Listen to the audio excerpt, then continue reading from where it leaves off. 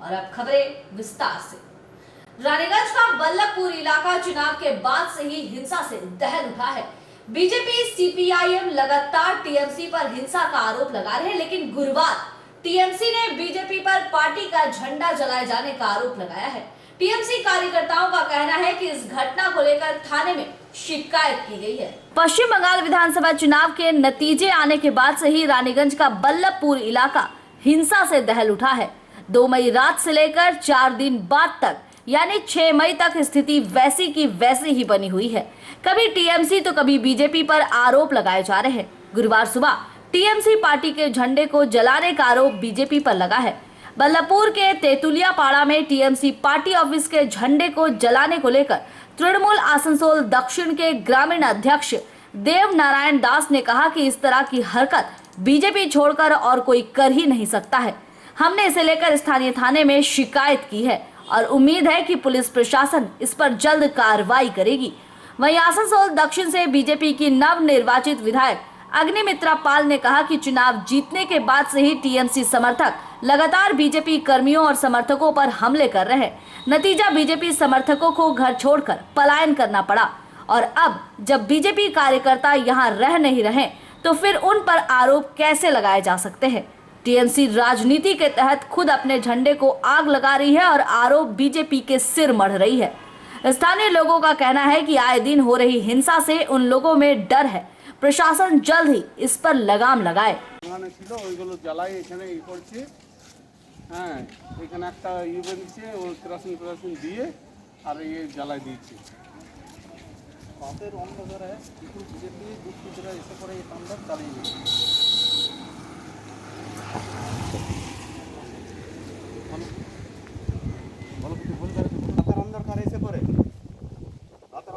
যখন আমরা ঘুমিয়ে গেছি তখন ওই রাতের অন্ধকারে এসে ওরা এসে পরে আমাদের ঝান্ডা এখানে সেখানে টাঙানো ছিল, সেগুলো এক জায়গায় টেনে পরে এখানে জড়ো করে আর কেরোসিন তেল দিয়ে মশাল তৈরি করে রাতের অন্ধকারে বিজেপি দুষ্কৃতীরা এসে পরে এখানে গালাগালিও করেছি, প্লাস এই ঝান্ডা আমাদের পুড়িয়ে দিয়েছি। দেখছি যে এরকম জ্বালানো হয়েছে পতাকা। মানে কাদের পতাকা? আমাদের তৃণমূলের। কে বা কারা করে থাকতে পারে? এটা বিজেপি ছাড়া কে করবে? কে বা কারা করতে পারে? বিজেপি ছাড়া কে করবে এটা? তাদের চাইছেন এর বিরুদ্ধে এখন কি চাইছেন? আমরা চাইছি তাকে অ্যারেস্ট করা হোক, 24 ঘন্টার মধ্যে আমাদের ফলাফল দেখা হোক। আমরা তো শান্তি চাই। হ্যাঁ, এত অত্যাচার, এত জ্বালাতন তো থাকা যায় না, থাকতে পারা যাবে? এই জায়গাটার কি নাম? তেতুলিয়া পাড়া, বল্লভপুর তেতুলিয়া পাড়া। আপনার নাম? সাধনা বাউরি। বল্লভপুর তেতুলিয়া পাড়ার ঘটনা হয়েছে এটাই, যেটা ধরুন এই বিজেপির দুষ্কৃতীরা এসে পরে রাতের অন্ধকারে এসে পরে তার ফ্ল্যাগটাকে আমাদের পুড়িয়ে দিয়েছে। কেউ জানেনি ঝান্ডা ছিল না ফ্ল্যাগ ছিল, কি লাগানো? এটা আমাদের তৃণমূলের ঝান্ডা। এটা আমাদের মানে যখন থেকে তৃণমূল এসেছে তখন থেকে আমাদের ঝান্ডা এখানে উদ্বোধন করে রাখানো হয়েছে।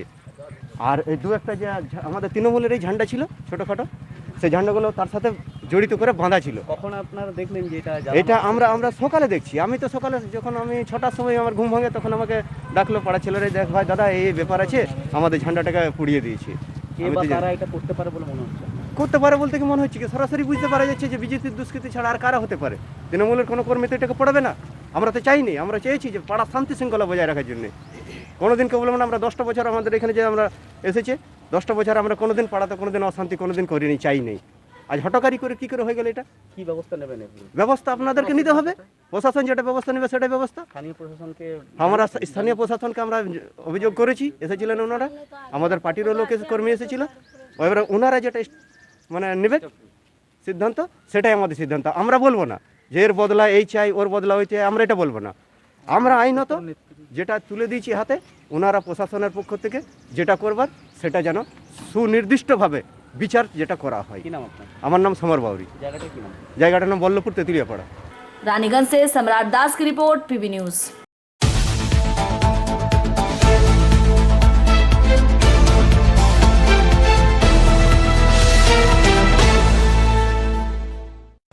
पश्चिम बंगाल में टीएमसी ने पूर्ण बहुमत के साथ सरकार बना ली है, जिसके बाद टीएमसी नेता वी शिवदासन दासू ने गुरुवार प्रेस कॉन्फ्रेंस कर भाजपा पर जमकर निशाना साधा। दासू ने कहा कि भाजपा बंगाल को सोनार बांग्ला बनाने का दावा की थी, लेकिन जनता ने उनके दावा की हवा निकाल दी है। सरकार तो बहुत दावा दिया था, बहुत कुछ बोला था आपको पश्चिम बंगाल के इलेक्शन में 200 सीट मिल रहा हूँ, बीजेपी क्षमता में आ रहा हूँ, पश्चिम बंगाल के लिए बहुत उन्नयन करेगा, पश्चिम बंगाल को सोनार बंगला करेगा, बहुत कुछ डालूंगा। पर क्या हुआ? कुछ नहीं हुआ। ममता दी आवाज़ फुल पावर में फुल मेजोरिटी के साथ आया, जो 2011 में वो कर नहीं सका हम लोग, इतना मेजोरिटी 2016 में नहीं हो सका, वो 2021 में हुआ।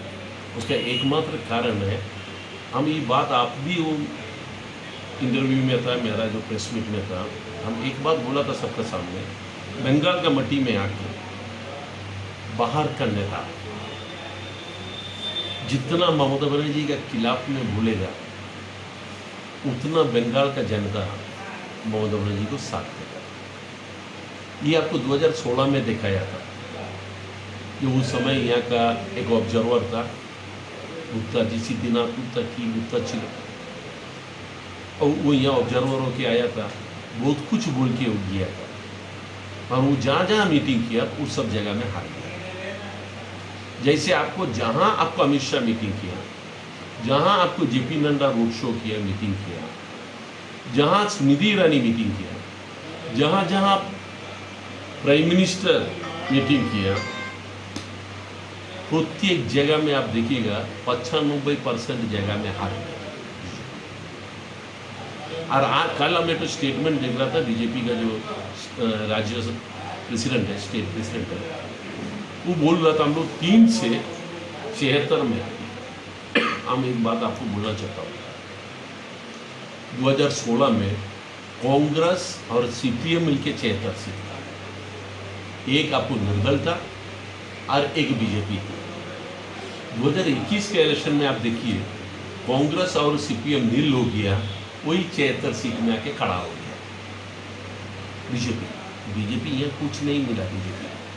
और हम लोग पश्चिम बंगाल का राजनीतिक में इतना दिन से हम लोग देख के आ रहा हूँ, जो कांग्रेस के समय भी हम लोग देखा था, जे बीजेपी पार्टी को पश्चिम बंगाल में हिंदीवासी पार्टी बोल के जानता है। ये बाहर का पार्टी है, ये पश्चिम बंगाल का पार्टी है। और ये तृणमूल कांग्रेस है, ये पश्चिम बंगाल का डेवलपमेंट के लिए है, पश्चिम बंगाल का पार्टी है। इसलिए पश्चिम बंगाल में रहने वाला हिंदीवासी हो, पश्चिम बंगाल में रहने वाला बांग्लाभाषी हो, पश्चिम बंगाल में रहने वाला उर्दूवासी हो, सब भाषी आपको ममता दी को साथ दिया। इसलिए तृणमूल कांग्रेस मेजोरिटी के साथ तृणमूल कांग्रेस 2021 ये जो निर्वाचन में पावर में। तो क्या लगता है कि डबल इंजन की सरकार गिर गई है, कहीं टकरा गई है? अभी तो डरने होगा आपको मोदी जी को। पूरा भारतवर्ष का प्रत्येक स्टेट का नजर था बंगाल का ऊपर, बंगाल में क्या होगा। 162 नेता को काम में ले गया। डबल इंजन तो छोड़िए, डबल इंजन का प्रचार तो आपको झारखंड में भी किया था, जीतने नहीं सका। अगर बिहार में इलेक्शन कमीशन का समर्थन में जो ममता दी का सीट में किया था नंदीग्राम में, ऐसी घटना तो आपको बिहार में हुआ था आरजेडी के साथ। चुनाव पहले आपको डिक्लेयर किया चुनाव कमीशन, यही वाला सीट जीत गया, और बाद में क्या किया, उसको हार दिखाया। नहीं तो बिहार में भी बीजेपी हार जाता है। और आगामी जो इलेक्शन आ रहा है 24 में 24 में, ये इलेक्शन में बीजेपी का पता साफ हो जाएगा केंद्र से। और ममता बनर्जी ऑल इंडिया का नेता बन के आएगा और लीडरशिप दे केंद्रीय गवर्नमेंट। इसलिए अभी ममता बनर्जी को प्रत्येक स्टेट का नेता पहले भी मानता था और मजबूत के साथ अभी मानना शुरू किया। यही एकमात्र है बीजेपी के विरुद्ध में लड़ सकता है, मोदी के विरुद्ध में लड़ सकता है, बीजेपी के दुर्नीति के विरुद्ध में आवाज़ उठा सकता है, भ्रष्टाचार के विरुद्ध में आवाज़ उठा सकता है, केंद्रीय गवर्नमेंट का दुर्नीति के विरुद्ध में आवाज़ उठा सकता है। ममता बनर्जी छोड़ के पश्चिम भारतवर्ष में कोई विकल्प नहीं, एकमात्र नेत्री ममता। पश्चिम बंगाल सरकार के निर्देश के बाद दुर्गापुर के अनुमंडल अस्पताल में ऑक्सीजन प्लांट स्थापित किया जा रहा है, जिससे प्रतिदिन 1000 लीटर ऑक्सीजन का उत्पादन किया जाएगा। राज्य सरकार के निर्देश के बाद दुर्गापुर के अनुमंडल अस्पताल में ऑक्सीजन प्लांट स्थापित किया जा रहा है। अस्पताल के उप विभागीय अधीक्षक धीमान मंडल ने कहा कि ऑक्सीजन प्लांट स्थापित होने से ऑक्सीजन की समस्या कुछ हद तक कम हो जाएगी। यह ऑक्सीजन प्लांट का निर्माण राष्ट्रीय सड़क प्राधिकरण की तरफ से किया जाएगा और DRD प्लांट स्थापित करेगा। ये पूरा काम 7 दिनों के अंदर पूरा हो जाएगा। आपको बता दें कि ऑक्सीजन प्लांट से रोजाना 1000 लीटर ऑक्सीजन का उत्पादन किया जाएगा और अस्पताल में प्रतिदिन 400 लीटर की ही आवश्यकता होती है। इस हिसाब से बाकी 600 लीटर ऑक्सीजन बाहर या अन्य अस्पतालों में दिया जा सकता है, जिससे कई लोगों की जान बच सकती है। वैसे ये ऑक्सीजन प्लांट अनुमंडल अस्पताल के पीछे खाली पड़ी जमीन पर बनाया जाएगा।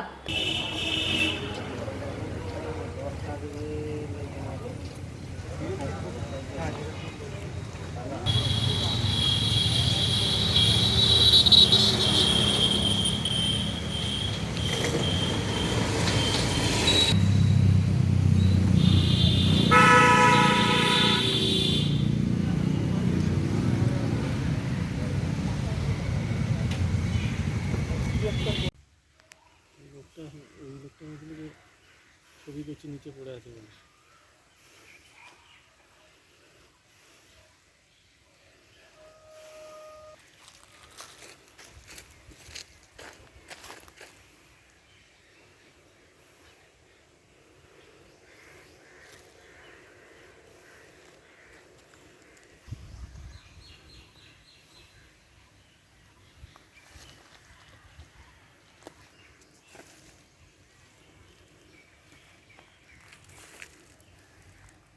প্ল্যান্ট তৈরির কথা হচ্ছে, এটা বিশদে একটু বলুন। অক্সিজেন প্ল্যান্টের তৈরির কথা আমাদের গভর্নমেন্ট থেকে অর্ডার এসেছে। এই অক্সিজেন প্ল্যান্টটা ন্যাশনাল হাইওয়ে অথরিটি করছেন। ওনারা আমাদের বড় সাহেবরা এসেছিলেন, আজকে সাইট ভিজিট করে গেছেন, আমরা সাইট দেখিয়েও দিয়েছি। আর ওনারা এসিও করেছেন যে উইদিন 7 ডেজের মধ্যে ওটা ই করে দেবেন, বানিয়ে দেবেন। কত ক্যাপাসিটি হচ্ছে? 1000 লিটার। আচ্ছা, এটা হাসপাতালের প্রয়োজন মিটিয়ে এটা হাসপাতালের প্রয়োজন থেকে বেশি সাপ্লাই করবে, কোনো অভাব হবে না। অভাব কথা নয়। মানে এখন পর্যন্ত আমাদের যে ডিমান্ড আছে সেই হলে আমাদের ডিমান্ড অভাব কথা নয়। তার সাথে কি সিলিন্ডারের ব্যবস্থাও থাকবে? সিলিন্ডার ব্যবস্থা আছেই, ওটা তো এক্সিস্টিং চলছে, ওটা তো থাকবেই, ওটা তো আমাদের হসপিটাল এক্সিস্টিং রয়েছে। এই কাজটা কারা করেছে? কনস্ট্রাকশনের কাজটা কথা বললো যে 7 দিনে এটা ন্যাশনাল হাইওয়ে অথরিটি। আর প্ল্যানটা কারা করছে? প্ল্যানটা বোধহয় ডিআরডিও করবে মোস্ট প্রবাবলি।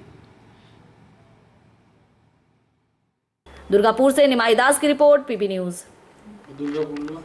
केंद्र सरकार ने 1 मई से 18 साल के ऊपर से लोगों को वैक्सीन देने की घोषणा तो कर दी है, पर लोगों को वैक्सीन उपलब्ध नहीं मिल रहा है। आसनसोल के ईएसआई अस्पताल में वैक्सीन लेने पहुंचे लोगों के सामने नो वैक्सीन का बोर्ड लगा दिया गया, जिसके बाद गुस्से से भड़क उठे लोगों ने हंगामा मचाना शुरू किया। केंद्र सरकार ने 1 मई से 18 साल से ऊपर के लोगों को वैक्सीन देना शुरू कर दिया है। हर अस्पताल वैक्सीनेशन सेंटरों में कोरोना को मात देने के लिए वैक्सीनेशन का काम शुरू कर दिया गया है। आसनसोल के ईएसआई अस्पताल में भी आज वैक्सीन देने के लिए लोगों को तारीख दी गई थी, जिसके बाद वैक्सीन लेने वाले लोगों की कतारें अस्पताल के सामने इकट्ठी होने लगी। लेकिन जैसे ही अस्पताल के गेट के सामने नो वैक्सीन का बोर्ड लगाया गया, लाइन में खड़े लोगों के सब्र का बांध टूट पड़ा। लोगों ने हंगामा करना शुरू कर दिया। लाइन में लगे लोगों का कहना है कि वे लोग पिछले कई घंटों से वैक्सीन के इंतजार में लाइन में खड़े हैं, लेकिन उन्हें वैक्सीन नहीं मिला। ऊपर से अस्पताल की तरफ से कहा गया था कि सिर्फ 50 लोगों को ही वैक्सीन दी जाएगी, मगर उन 50 लोगों को वैक्सीन देना तो दूर, अस्पताल के बाहर नो वैक्सीन का बोर्ड लगा दिया गया। कई लोगों का कहना है कि उन लोगों की वैक्सीन की दूसरी डोज का समय भी नजदीक आ चुका है और अस्पताल के चक्कर लगा रहे हैं, लेकिन उन्हें वैक्सीन नहीं लगाई जा रही है। लाइन लगाए भोर वाला से किसी के बोला नहीं होगा। आज भी देखिए भोर वाला से 8 नंबर पे मेरा नाम था, बोल रहा है कि नहीं होगा। कितने बजे आते हैं यहाँ पे रोज? कितने बजे लाइन लगाए आप? हम लोग 4:30 बजे। क्या नाम है आपका? लक्ष्मी चौधरी। একটা পা ভাঙা চলতে পারি না, তবু ভোর 4টা বাজে লাইন দিয়েছি কিসের জন্য? এই ভ্যাকসিনের জন্যে। কিন্তু এরম করে আমাদেরকে ফিরিয়ে দেওয়ার কত অসুবিধা, এটা বুঝলে দেখুন। এর তো কিছু বিহিত হওয়া দরকার। কোথা থেকে এসেছেন আপনি? আমরা এসেছি আসানসোল থেকেই এসেছি, করুণাময়ী হাউসিং থেকে, কল্যাণপুর হাউসিং থেকে। আচ্ছা, কি নাম আপনার? গীতিকা মুখার্জি।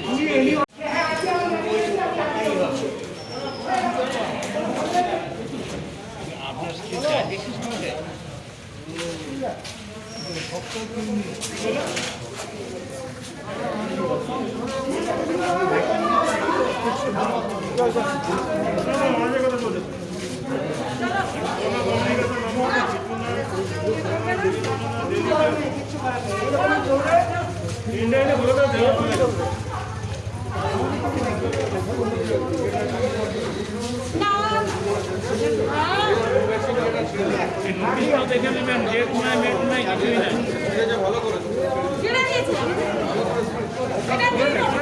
প্রতিদিন আসছি কিন্তু এসে ঘুরে যাচ্ছি, আমার পাওয়ার হয়ে গেছে, বল চেঞ্জ করা হয়েছে, এই অবস্থা আমি খুব কষ্ট করে দাঁড়িয়ে রয়েছি, কিন্তু এখনো পর্যন্ত কোনো ভ্যাকসিন পেলাম না।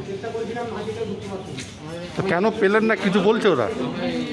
কারণটা হলো কি কারণে পেলেন না স্যার বলুন আপনি? হ্যাঁ পেলাম না, মানে এখানে তো প্রথমে বললো যে হ্যাঁ ভ্যাকসিন দেওয়া হয় 50 জন, তারপরে বললো যে না হ্যাঁ লাইনে দাঁড়ালাম, নাম লেখালাম, কিন্তু আবার কিছুক্ষণ পরে একটা নোটিশ দিয়ে দিল নো ভ্যাকসিন, নো কুপন।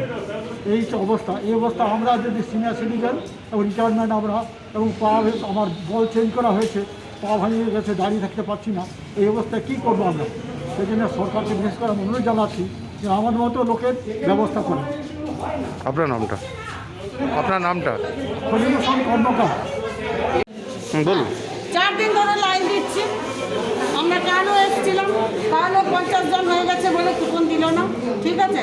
তারপরে আজকেও আমরা ভোরবেলা 4টের সময় এসেছি, লাইন দিচ্ছি, তারপরে 7:30টার সময় উনি এসে বলছেন ভ্যাকসিন হবে। আগেকার ডিউ কুপন থাকে কী করে? কালকে 50 জন নিয়ে গেছে, নেওয়ার পরেও আমাদের ওখানে একজন 3টের সময় এসে না লাইন না কুপন না কিছু, এসে ভ্যাকসিন নিয়ে গেছে। তাহলে এরপরে এই জিনিসগুলো কী করে কী হয়? আর আমরা যদি ভ্যাকসিন দেবে না বলবে, তাহলে ওরা বলছে আমাদের কাছে সন্ধ্যে 7টার সময় খবর আসে, তাহলে রাত পর্যন্ত নোটিশটা যদি টাঙিয়ে দেয়, তাহলে তো এতগুলো লোক 4টার সময় টাইম দেয় না। একটা জিনিস উঠা বলছি, ওরা যে ফোন নাম্বারটা আছে সেই ফোন নাম্বার আমরা ফোন করি, ফোনে কিন্তু কোনো কেউ ধরে না, ফোনটা পর রাতেই ফোনটা দেওয়া আছে, পার্টি সিস্টেমকে নাম্বারটা দেওয়া আছে। এবারে কেউ हिंदी में बोलिए। हिंदी। हम लोग यहाँ पर सुबह 4 बजे से यहाँ पर लाइन देकर जितना भी 70-80 आदमी यहाँ पर डेली यहाँ पर आता है, जिसमें कल भी हम लोग थे, जिसमें कल कोई वाइफ को नहीं लेगा है, उसका कागज लेगा, उसको एक ही दिया गया, जब कल के आसमान कल के पागल। उसके बाद हम लोग को यहाँ पर 12, साढ़े 12, पौने 1 बजे वैक्सीन आता है, यहाँ से 2 किलोमीटर से इतनी दूर से लेके आने में। यहाँ पर 4 बजे से जितना भी सीनियर सिटीजन ही है, और सेकंड डोज वाला, सेकंड डोज का ऑलरेडी 42 दिन पार हो गया। 42 दिन के बाद भी हम लोग को 4-5 दिन इधर चला गया, और 5 दिन हाथ में है, और 5 दिन के अंदर में किसी का अगर मृत्यु हो जाए तो उसका रिस्पॉन्सिबल किसका होगा? यहाँ पर सुपर है तो बोलो सुपर सब करता, सुपर का कोई यहाँ सिस्टम है ही नहीं, सुपर का कुछ नहीं है। यहाँ पर पूरा सिस्टम को गंदा करके रखा हुआ है। और जितना भी महिला लोग के लिए कोई कोटा नहीं है कि चलो 20 महिला को हमको देना है, किसके देना, उसका चिंता उसको रखना चाहिए। यहाँ पर जो सीनियर सिटीजन है उसका कोई हार्ट का पेशेंट, यहाँ पर खुद ही हार्ट का पेशेंट हो, कोई पैर का है, कोई हाथ का है, कोई माथा का है, कोई ब्रेन का है, वो लोग बड़े आदमी गाड़ी करके आता है, यहाँ पर बैठता है, फिर चलते चले जाता है। तो इसका सिस्टम है जो सरकार बोली कि वैक्सीन है अवेलेबल है, और ये लोग बोलते हैं हमारे पास वैक्सीन नहीं है, तो ये कहाँ से होगा? इसका दायित्व तो कौन लेगा? अभी 5 दिन में जो सीनियर सिटीजन सब 70 साल 80 साल का है, अब उसमें किसी को कल এখানে এসে লাইনে দাঁড়ায় ভ্যাকসিনেশনের জন্য। আমি ফার্স্ট ভ্যাকসিনটা এখান থেকে গত 25 তারিখে নিয়েছি। আমাকে মেসেজ দিয়ে বলা হয়েছে 22 তারিখে আপনি আসতে পারেন, কিন্তু ভ্যাকসিন ছিল না, খবর হিসেবে ভ্যাকসিন ছিল না বলে আমি 30শে এপ্রিল এখানে আসি, আমার লাইনে দাঁড়াই। আমি আমার স্ত্রী দুজনেই আমরা 2টো কুপন নিই, আমাকে বলা হয়েছে 30 তারিখে এই রয়েছে 2টো কুপন। এরপর কী হলো, 30 তারিখে যখন আমরা 11টার সময় আবার এলাম এসে দিতে, বলে যে ভ্যাকসিন আসেনি, তখন বলা হলো আমাদের তার কী করবো, বলছে 1-2 তারিখে যেহেতু সরকারি গোলালা আছে, আপনারা 3 তারিখে সকালবেলা 11টার সময় আসুন। যথারীতি 3 তারিখে এলাম, ভ্যাকসিন এলো না, বলে 4 তারিখে আসুন, 4 তারিখে এলো না। গতকাল সন্ধ্যাবেলায় আমি এখানে একটা স্টাফের সঙ্গে কথা বললাম, তিনি বললেন যে দেখুন এইগুলো আর ভ্যালিড হবে না, হ্যাঁ এগুলো আর ভ্যালিড এগুলো আর ভ্যালিড হবে না, আপনি নতুন করে লাইনে দাঁড়ান। আমি সকাল 4:30টার সময় বুকিং করতে আমি আমার ছেলেকে নিয়ে লাইনে দাঁড়িয়েছি, বুঝেছেন? কোনো কিন্তু কিছু না করে কিছু না খেয়ে আমি 70 বছর বয়স আমার, এখন শুনছি 1 নম্বরে লাইন দাঁড়িয়েছি। এখন বলা হচ্ছে যে ভ্যাকসিন দেওয়া হবে না, গতকালই নাকি 55টা দেওয়া হয়েছে, কিন্তু আমার কাছে খবর আছে, আমার কাছে যে অর্ডারটা আছে সেই অর্ডার বিশেষ আমি বলছি, যদি ভ্যাকসিন মানে কুপন দেওয়া মানে ভ্যাকসিন দেওয়া না, কুপনটা দিতে পারে, যদি ভ্যাকসিন না আসে। आसनसोल से संतोष मंडल की रिपोर्ट, पीबी न्यूज। पश्चिम बंगाल में चुनावी नतीजे के बाद हो रही हिंसा से अब लोग काफी डर चुके हैं। भाजपा कार्यकर्ता घर छोड़कर भागने पर मजबूर हो रहे हैं। गुरुवार दुर्गापुर 20 नंबर वार्ड स्थित भिरंगी चासीपाड़ा के बीजेपी कर्मियों के घर पार्षद रमा प्रसाद हलदार पहुंचे और भाजपा कर्मियों के परिवार वालों को आश्वासन दिया कि उनके साथ कुछ भी गलत नहीं होगा, जिसके बाद पलायन कर चुके भाजपा कर्मी वापस अपने घर लौट आए हैं। विधानसभा चुनाव के नतीजे घोषित होने के बाद से ही पूरे पश्चिम बंगाल में हिंसा शुरू हो गई है।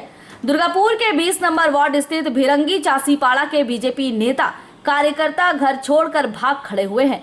इसकी जानकारी जैसे ही 20 नंबर वार्ड के पार्षद रमा प्रसाद हलदार को लगी, वैसे ही वो भाजपा कर्मियों के घर गए और उन्हें वापस लौटने के लिए उनके परिवार वालों से कहा। उसके साथ ही उन्होंने भरोसा दिलाया कि ममता बनर्जी ने शपथ लेने के बाद हिंसा को रोकने के आदेश दिए हैं, इसलिए आप लोग चिंता मत करिए, आप लोगों के साथ कुछ भी गलत नहीं होगा। इसके बाद पलायन कर चुके भाजपा कार्यकर्ता वापस अपने घर लौट आए। इस दौरान घर वापसी किए भाजपा कार्यकर्ताओं ने कहा कि पार्षद ने हमें फोन कर आश्वासन दिया है और कहा है कि हमें अब कोई असुविधा नहीं होगी। उनके इस आश्वासन के बाद हमारी हिम्मत बढ़ी है और हम खुश भी हैं कि पार्षद हमारे साथ है। भाजपा कार्यकर्ता रविंद्र सरकार ने कहा कि पार्षद के व्यवहार को देखते हुए हम लोग अब तृणमूल के लिए काम करना चाह रहे हैं। वहीं और एक भाजपा कर्मी तापस नायक ने कहा कि भाजपा ने हमें बरगलाने का काम किया है। भाजपा की तरफ से कहा गया था कि अब बंगाल में टीएमसी का सफाया हो रहा है और बीजेपी सरकार बनाने जा रही है, इसलिए आप लोगों को डरने की जरूरत नहीं है। उनकी बातों में आकर हम लोगों ने भी भाजपा ज्वाइन कर लिया था, मगर टीएमसी की जीत के बाद हमारे ऊपर हमले शुरू हो गए थे। नतीजा हम लोगों को घर छोड़कर भागना पड़ा, पर पार्षद के आश्वासन पर हम लोग घर लौट आए हैं।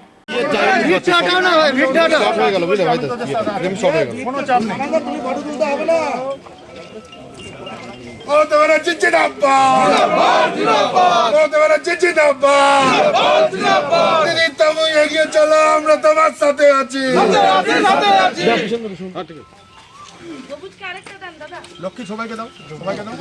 বাড়ি ছাড়া হয়েছিল যদি কিছু হয় আর কি। আপনি কোন দলের সাথে যুক্ত ছিলেন? আমি বিজেপি দলের সাথে যুক্ত ছিলাম। তারপর কি হয়? তারপরে তো বিজেপি ইয়ে হয়, সেই একটু ভয় পেয়েছিলাম যে যদি কিছু হয়, সেই হিসাবে আমি একটু ভয়ভীতি পেয়েছিলাম। বলছি আপনি বিরোধী রাজনীতি করছিলেন কেন? রাজনৈতিক দলের হয়ে কাজ করছিলেন কেন? কি একটা আবেগের বশতে অন্য আদর্শে চলে গেছিলাম, আবেগ ছিল, সেই আবেগের বশতে বাট ব্রেন ওয়াশ করা হয়েছিল, সেই হিসাবে আমি চলে গেছিলাম। কিন্তু এখন আমি সেই ব্রেন ওয়াশের ব্যাপারটা আমি রিকভার করতে পেরেছি। কার উদ্যোগে আপনারা আবার বাড়িতে ফিরলেন?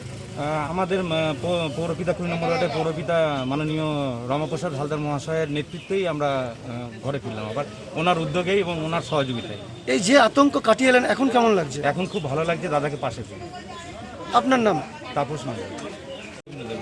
এই ভোট পরবর্তী যে রেজাল্টের পরে যে রাজ্য জুড়ে যে হচ্ছে ঝামেলা চলছে, সেই তার জন্য আমরা ভয় পেয়ে আর কি, আমাদের বিজেপি কর্মীরা ভয় পেয়ে সবাই বাইরে ছিলাম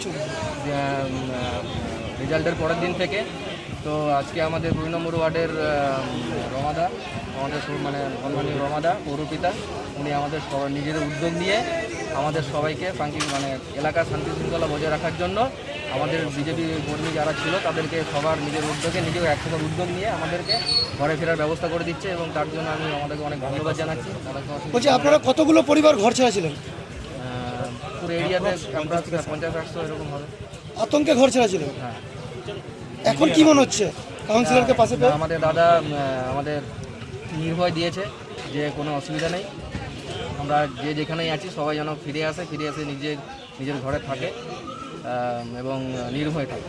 দাদা এটা আমাদের বলেছেন। বলছি আগামী দিনে কি আপনারা বিজেপি করবেন, এই রাজনৈতিক দলের সঙ্গে যুক্ত থাকবেন না তৃণমূল করবেন? দাদা তো আমাদের উপরে হাত দিয়েছেন, আমি তো এখনো দাদার সাথেই থাকতে চাই আর কি। মানে বিজেপি ছাড়লেন আপনারা? হ্যাঁ, মোটামুটি। আচ্ছা আপনার নাম? রবীন্দ্র সরকার। আপনি কি কোন পার্টি করেন? বিজেপি? হ্যাঁ। আমার অনুমান আমাদের এই অঞ্চলের প্রায় 100 জন বিজেপি কর্মী এবং তাদের পরিবাররা গৃহহীন হয়ে পড়েছিল, মানে একটা আতঙ্কিত হয়ে পড়েছিল, ভাবছিল হয়তো যদি আমাদের ছেলেরা তাদেরকে উপর আক্রমণ করে বা হয়তো কোনো রকম কোনো তাদের প্রতি মানে রাগ বশত আক্রোশ বশত কিছু করে বসে, তার জন্য তারা আতঙ্কিত হয়ে হয়তো পালিয়ে বেরিয়েছিল। কিন্তু আমি গতকাল খবর দিয়েছিলাম আমাদের প্রত্যেককে বাড়ি আসার জন্য, এবং আমি এলাকায় শান্তি শৃঙ্খলা বজায় রাখার স্বার্থে এবং মানুষরা যাতে এলাকায় শান্তিতে বসবাস করতে পারে আগামী দিনে, সেই কারণে আমি তার উদ্যোগ নিয়ে তাদেরকে প্রত্যেককে বাড়ি ঢোকাচ্ছি। এবং এই জয় মমতা ব্যানার্জির জয়, এই জয় সাধারণ মানুষের জয়। মানুষ তাদের গণতান্ত্রিক অধিকার প্রয়োগ করেছেন এবং তৃতীয়বারের জন্য মসনদে বসতে চলেছেন আমাদের মাননীয় মুখ্যমন্ত্রী মমতা বন্দ্যোপাধ্যায়, এবং তাকে ধন্যবাদ, কৃতজ্ঞতা এবং প্রণাম জানাই। এবং জনগণ যে তার সাথ দিয়েছে তার প্রমাণ মিলেছে ভোটের নির্বাচনের ফলে। दुर्गापुर से निमाई दास की रिपोर्ट, पीबी न्यूज। और यहाँ हम रुकेंगे एक छोटे से ब्रेक के लिए।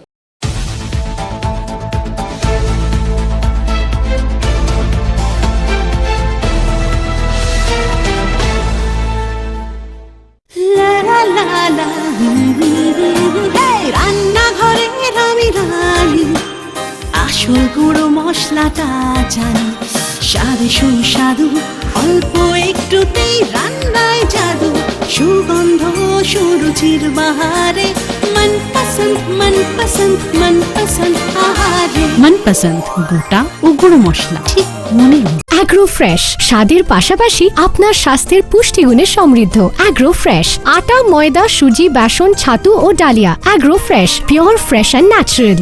आपके बेहतर स्वास्थ्य के लिए global diagnostic and health care inspiring better health. Global लाया है आपके स्वास्थ्य चेकअप पैकेज, जहां उचित मूल्य में आपके पूरे शरीर की जांच की जाएगी। हमारे यहाँ ग्लोबल जनरल हेल्थ चेकअप मात्र 2,799 रुपए में, ग्लोबल कार्डियक हेल्थ चेकअप मात्र 3,799 रुपए में, ग्लोबल फुल बॉडी चेकअप मात्र 3,899 रुपए में, ग्लोबल वेल वुमेन चेकअप मात्र 1,999 रुपए में। We provide super speciality clinic, CT scan, 16 slice, digital x-ray, colour Doppler echo, USG, mammography, ECG, TMT, Holter monitoring, ECG, NCV, pathologic microbiology, histopathology, PFT, uroflowmetry, health checkup packages, pharmacy. Our address: Global Diagnostics and Healthcare, Inspiring Better Health, 101 by NSB Road, Post Siarsol, Raniganj, 713358, District Bardhaman. Phone number 0341244580, 24458181, 24458182. Our email address: globalhealthrng@gmail.com. Our website: www.globaldiagnostics.net.in. यहाँ स्थित दवा दुकान में सभी दवाइयों पर 10% की विशेष छूट। परेशान है अपनी रोजमर्रा की बिजी शेड्यूल से? सोच रहे हैं कि कहां से खरीदे अपनी घरेलू चीजें, स्टेशनरी, कपड़े, मेकअप का सामान जैसी इत्यादि चीजें? परेशान मत होइए, इजी बाजार लाया है एक ही छत के नीचे सभी चीजें। तो सोचना क्या है, यहाँ पर सभी चीजों पर उचित मूल्य उपलब्ध है एवं सभी चीजों का भरपूर स्टॉक, जिसे आप आसानी से खरीद सकते हैं। इतना ही नहीं, इजी बाजार में होम डिलीवरी की भी सुविधा उपलब्ध है। तो फिर देर किस बात की? हमारा पता है NSB road, opposite Anjana cinema hall. हमारा फोन नंबर है 9775766400।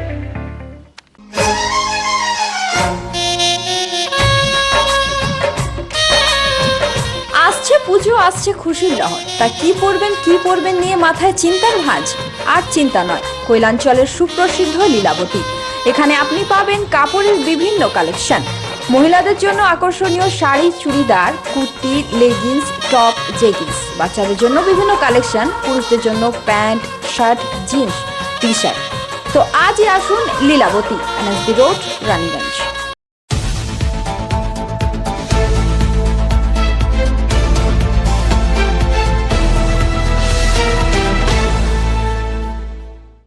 ब्रेक के बाद आप सभी का स्वागत है। पश्चिम बर्धमान में टीएमसी को मिली जीत का सेहरा इस बार वी शिवदासन दासू के सिर बन गया है। टीएमसी कर्मियों ने जीत की खुशी में गुरुवार वी शिवदासन दासू को फूल देकर सम्मानित किया।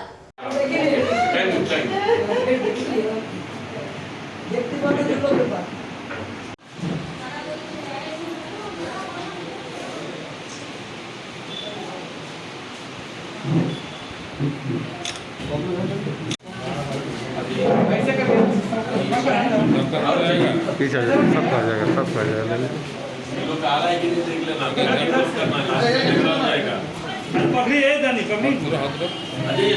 एक एक करके देख पूरा आएगा नहीं, फिर सेकंड ग्रुप में आ जाओ। फोटो होगा। Okay, thank you. ठीक है, थैंक यू। वो मीडिया को भी बुलाया, उनसे ही बुलाएगा। विनोद भाई इधर देखिएगा। लंबा चौड़ा है तो पकड़िएगा।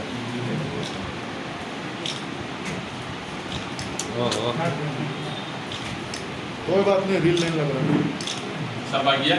कोरोना के बढ़ते प्रकोप को रोकने के लिए मुख्यमंत्री ममता बनर्जी ने सख्त निर्देश जारी किए हैं, जिसके तहत बाजारों को सुबह 7 से 10 और शाम 5 बजे से 7 बजे तक खोलने का आदेश मिला है, पर कुछ दुकानदार इस नियम की अनदेखी कर रहे हैं। गुरुवार जामुड़िया थाना प्रभारी संजीव दे ने जामुड़िया के विभिन्न इलाकों का निरीक्षण किया और खुले दुकानों को बंद करवाया।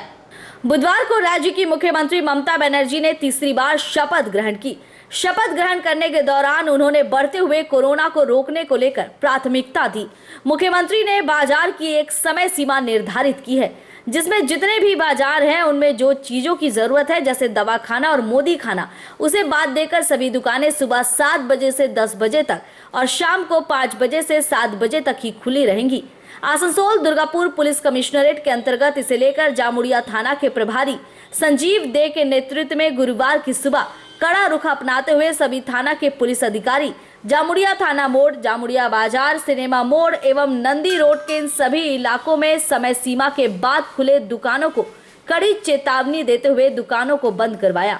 इस मौके पर जामुड़िया के मेजो बाबू, बिमल चंद्र पात्र, एम रहमान, जितेंद्र नाथ योगी, गजानन तिवारी, संजय हाजरा, शिव शंकर भट्टाचार्य, दिलीप दीवर मुख्य रूप से उपस्थित थे।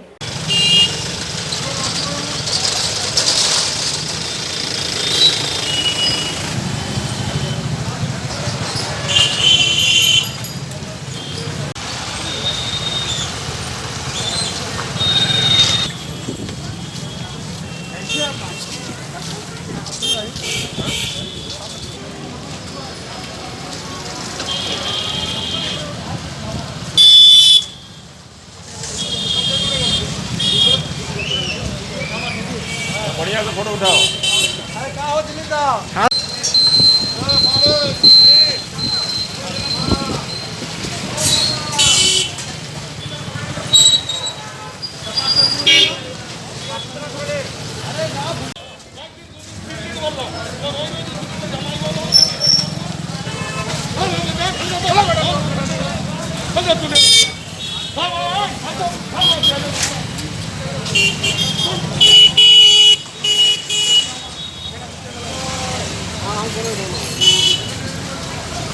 जामुड़िया से दिलीप साव की रिपोर्ट, पीबी न्यूज।